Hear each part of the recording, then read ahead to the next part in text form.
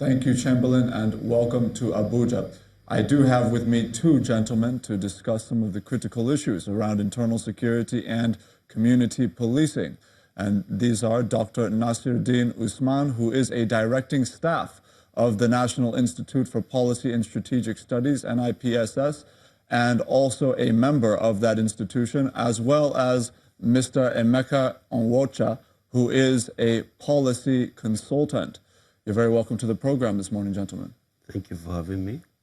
So, absolutely. You've heard the submission from the retired Commissioner of Police concerning community policing, what is missing and what's not missing. Dr. Usman, let me start with you. You've been assigned, your institution was assigned, at least the Class 40, to look at internal security and offer recommendations to the president. That has been submitted. What were your findings and what process did you go through to arrive at those findings? Well, thank you. The National Institute, as we all know, is the main think tank for government.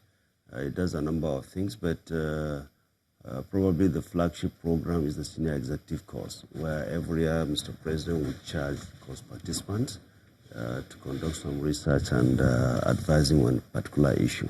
This year's theme, like you've mentioned, is on strengthening internal security framework and community policing in Nigeria. And we're looking at models, we're looking at policy options, and we're looking at strategies, which report was submitted yesterday to Mr. President. Usually the Senior Executive Course is run in such a way that course participants don't just go and receive lectures at the Institute. They move around the country. In groups, they visit about 12 states. They visit strategic institutions relating to the theme. They visit some 6 countries within Africa and 6 countries outside Africa. So it's a practical hands-on program that gives the participants an opportunity not just to understand the theory, but the practice of the problem they're investigating. So the Senior Executive Course is no exception to these processes, and this is how we conducted the program. And yesterday, we were able to submit what I think is quite a good report to Mr. President. So let's get into that. What were some of the recommendations that you're free to share with the public this morning? Well, like I've said, the report was just submitted to Mr. President, so we'll just take on some of the major highlights. And building from what the former Commissioner of Police from Lagos Studio raised, there are 3 key pillars of community policing. One is participation. You engage the public in providing security for themselves. Secondly, the proactive nature of policing. And finally, you have to have some organizational transformation away from what the organization, in this case, Nigerian Police, is used to. For me, I think from the investigation, community policing is not entirely a new concept. We've been with it since before the white man came into this country. It's a very simple concept. It's a philosophy, it's a strategy. The idea is to integrate the community in trying to provide security for themselves, rather than having a security outfit detached from the community and trying to protect the community. This time around, you bring in the community as an integral part of the security architecture. And this is exactly what is missing. Incidentally, probably as a result of our colonial heritage, the police is almost completely detached from the people. Now, the idea is, what do we do to bring them back to the security architecture? Mr. Onwucha, let me bring you in here, because I've heard recently from former inspectors general of police that will tell you that, you know, the fundamentals of community policing were firmly entrenched in the First Republic and even before then, and that in pursuit of sophistication, the Nigeria police force has lost its grip on the fundamentals of policing. What is your assessment based on your research? First of all, it's nice to be back here after a long time. We'd like to welcome the members of Course 40 back. They said they visited about 12 states, 6 countries in Africa, 6 countries outside Africa. The signals coming from the government, let me say, about community policing police, state police, and police devolution generally are very, very conflicting. You know, as the Commissioner of Police said, it's been there for a long time, over 20 years. Why do we keep on having committees, having programs, having lectures? When do we go to implementation? When do you look at the problems that have existed over this time and get them to the field? A policy, a program, an initiative is only as good as its implementation. It's not how much you study it over and over again and provide solutions. It's how the effect gets to the people. And that's the problem we have here.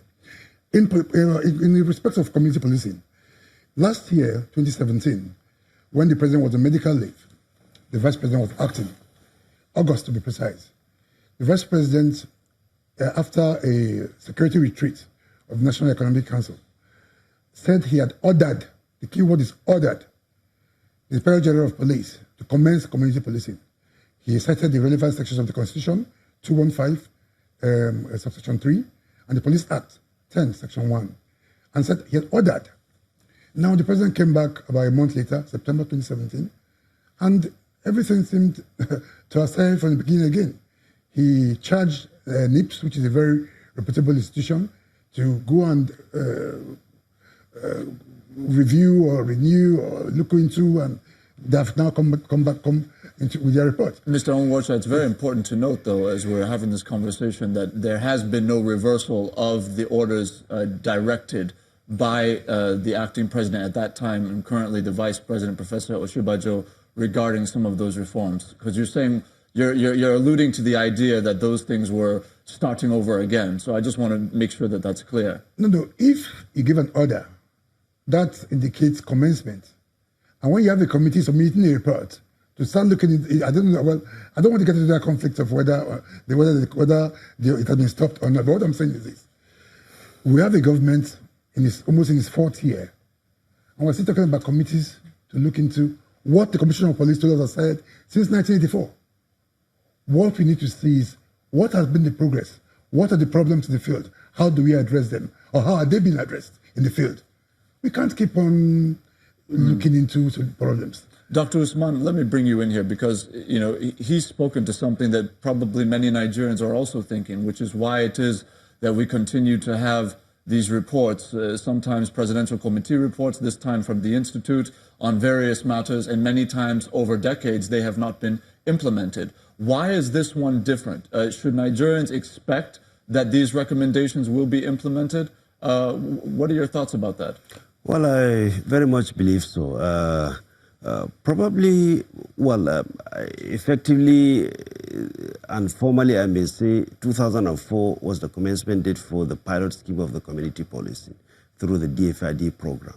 Now, all this while, the program has been run on a pilot scheme and within the Nigerian police force only. Now, probably the difference with the report submitted by NIPS yesterday, NIPS examined the program in a more comprehensive way, not just within the Nigerian police force, but within the Nigerian security architecture.